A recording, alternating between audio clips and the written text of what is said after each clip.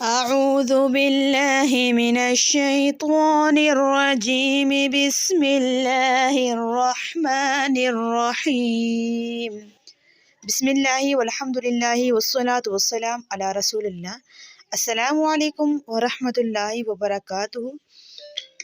سبق نمبر 25 تختی نمبر 2۔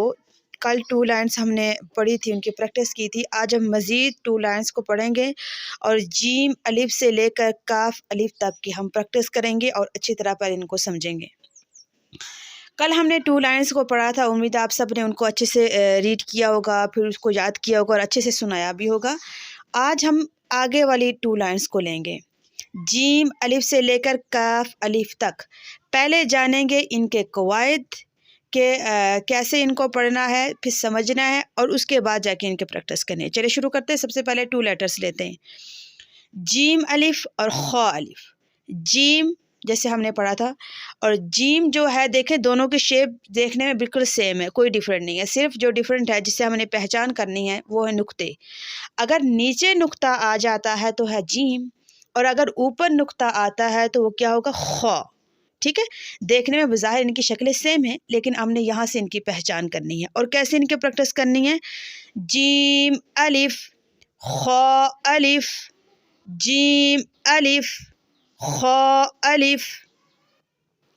اب ہم تینوں کو ساتھ لیتے ہیں، جیم خا اور ح۔ اب دیکھیں دیکھنے میں ان تینوں کی شکلیں سیم ہیں۔ پہلے تو ہم نے 2 لیٹرز پڑھے تھے، ابھی ہم تینوں کو ہم ساتھ میں لیتے ہیں۔ دیکھنے میں تینوں ایک جیسے ہیں، اگر نیچے نقطہ آ گیا تو جیم، اوپر آ گیا تو خا، اور کچھ بھی نقطہ نہیں ہے جیسے کہ حروف تہجی میں تھا تو ح۔ جیم الف خا الف ح الف، جیم الف خا الف ح الف۔ ایسے کر کے آپ نے اچھے سے پریکٹس کرنی ہے اور پیچھے سے سنانا بھی ہے ساتھ میں۔ ٹھیک ہے، کل کی 2 لائنس کی بھی اور آج کی بھی 2 لائنس دونوں کی آپ نے ساتھ میں پریکٹس کرنی ہے۔ جیم الف خا الف ح الف۔ ح کی ساؤنڈ خا میں نہیں لے کر جانی اور خا کی ساؤنڈ ح میں نہیں لے کر جانی، دونوں کو اپنی اپنی جگہ سے ادا کرنا ہے۔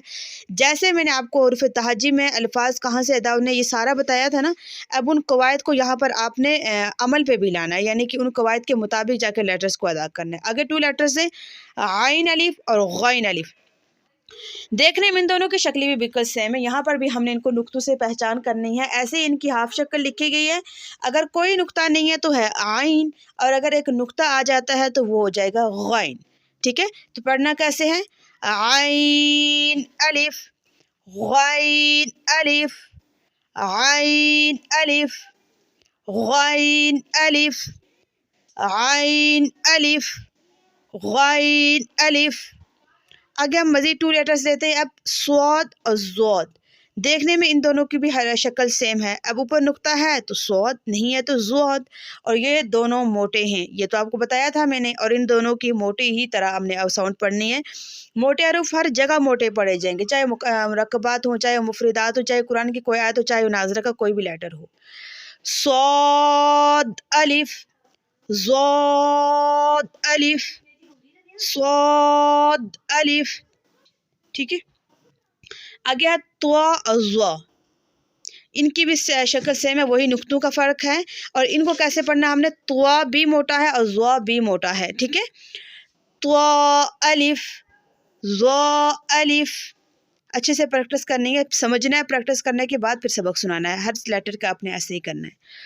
طوا الف ضا الف طوا الف۔ آگے ہے میم ہا اور کاف۔ اگر میم کی شکل ویسے ہی ہے، میم الف ہا ویسے ہی شکل ہے، ہا الف کاف وہی شکل ہے، تھوڑی سی سیم ہے، کاف الف۔